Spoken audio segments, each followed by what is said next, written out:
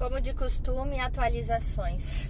Hoje, o Heitor levantou 5h30 da manhã.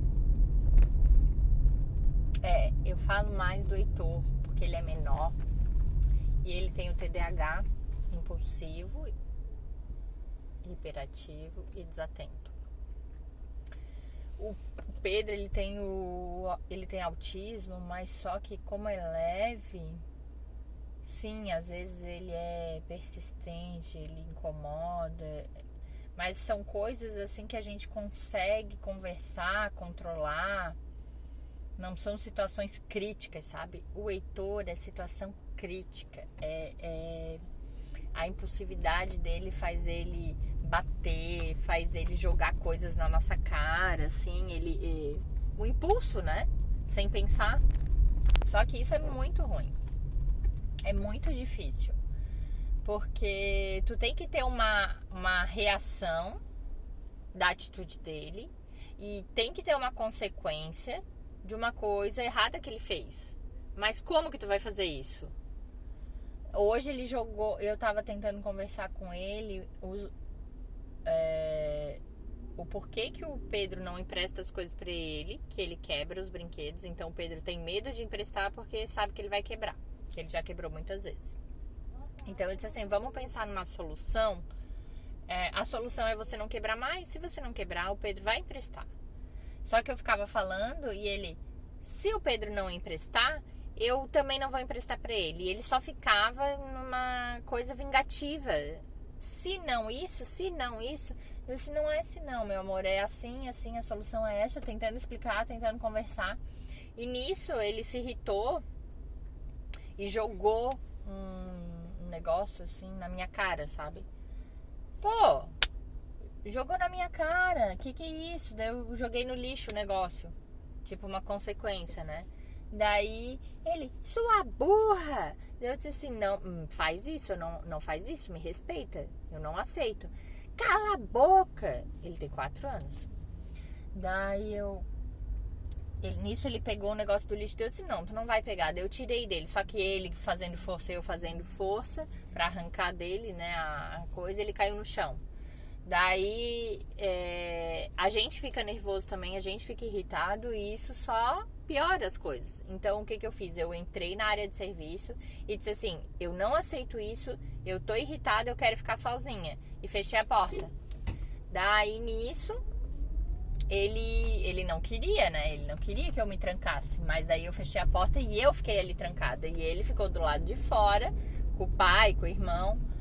E ficou batendo na porta, urrando, porque queria que eu saísse. E eu disse, não, eu não vou sair. Porque eu tinha que me acalmar. Mas ele também tinha que se acalmar. Daí ele começou a arrancar, a gente cola os desenhos deles na parede. E ele começou a arrancar tudo da parede. Daí nisso o pai dele pegou ele e levou pro quarto. E os dois ficaram dentro do quarto. Daí ele chaveou o quarto. Ele, eu quero sair, eu quero sair. Daí o pai disse, não, eu quero conversar contigo, eu tô esperando se acalmar. Eu quero sair, eu quero sair. Não, eu não vou deixar. Daí ele disse, se você não deixar, eu não vou me acalmar. Ele disse, não, eu não vou deixar. E daí ficou fazendo isso umas 3 vezes, urrando, gritando, daí até que ele se acalmou. Aí nisso o pai dele foi matar o mosquito, daí ele viu isso, começou, mudou totalmente o foco, começou a brincar com isso de matar o mosquito. Daí nisso o pai dele pediu um abraço. Ele, não vou te dar um abraço, tu tá fedorento. E ficou brincando nesse negócio fedorento, como se nada tivesse acontecido, como só se tivessem ligado um interruptor e mudou da função histérica pra função brincalhona. E ficaram ali brincando um pouquinho, não sei o que. Daí nisso o pai disse assim, eu queria conversar contigo porque tu tava estragando a casa e eu não queria que tu estragasse a casa, então eu precisava falar contigo, tu se acalmar. E deu. Não falou nada de mim, né?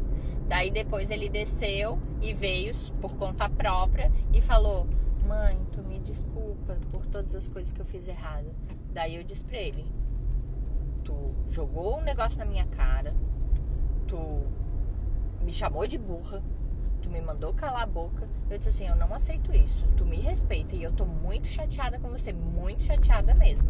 Então eu não desculpei assim e deu, acabou, tá tudo bem. Não, eu mostrei pra ele que eu fiquei chateada e eu fiquei agindo diferente, assim, com ele, né?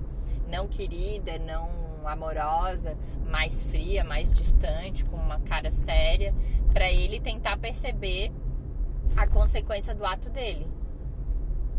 Que as pessoas ficam chateadas e que ele não vai colher coisas boas com isso, né? Só que, gente, que difícil, porque isso com certeza vai se repetir trilhões de vezes, porque é assim que a gente ensina as crianças, né? Elas erram, a gente ensina, elas erram, a gente ensina, elas erram, a gente ensina, até que trilhões de vezes depois eles aprendem. Só que é muito desgastante para os pais isso. Para eles também, mas para nós é muito desgastante. Manter o controle dentro de casa, manter a firmeza, manter a sanidade mental, conseguir cumprir com os compromissos, conseguir dar atenção pro outro filho. É tudo um caos nessa situação, sabe? E é bem difícil. Daí o psicólogo, ele faz terapia, né? O psicólogo pede pra gente relatar as coisas que acontecem, o que motivou, pra tentar descobrir o que acontece, gatilhos, essas coisas, e ele trabalhar na terapia. Então eu relatei tudo.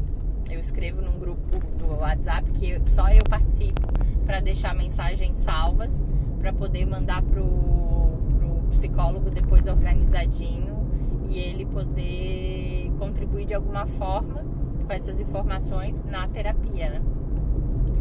E olha, é muito difícil, muito difícil. Dá vontade de fugir. E isso é que é fogo, assim, pros pais atípicos, que não tem como tu fugir. O filho é teu, o que tu vai fazer?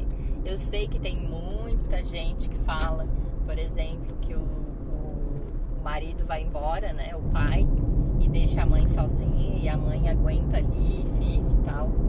Mas realmente dá vontade de fugir. Dá vontade de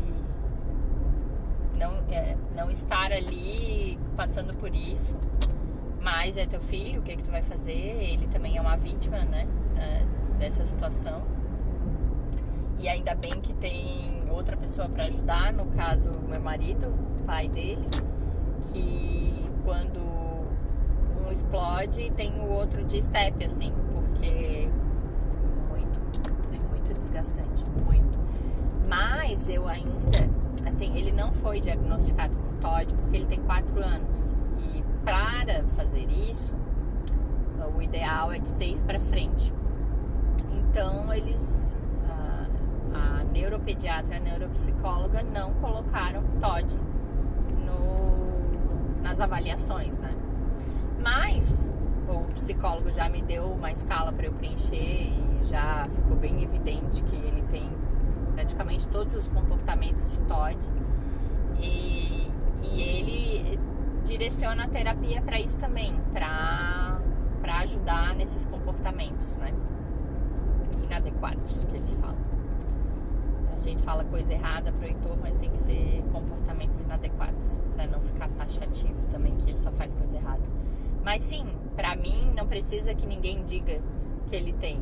Pra mim eu tenho certeza que ele tem, sabe? E isso se torna muito difícil. O TOD é transtorno opositor desafiador. Ele te desafia, ele se opõe e é muito contra ele mesmo, assim. Então ele é uma vítima e a gente tem que tentar segurar as pontas, mas isso não vai acabar.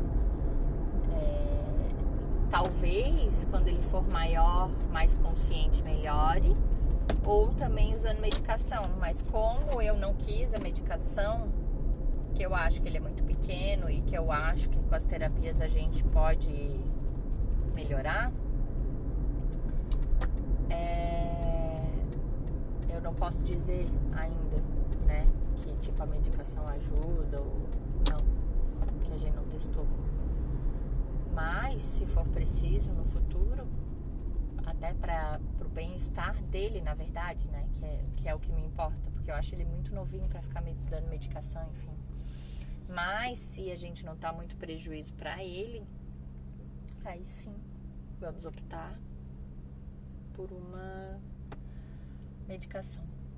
Mas olha, tem que ter força. Meu Deus, muita força.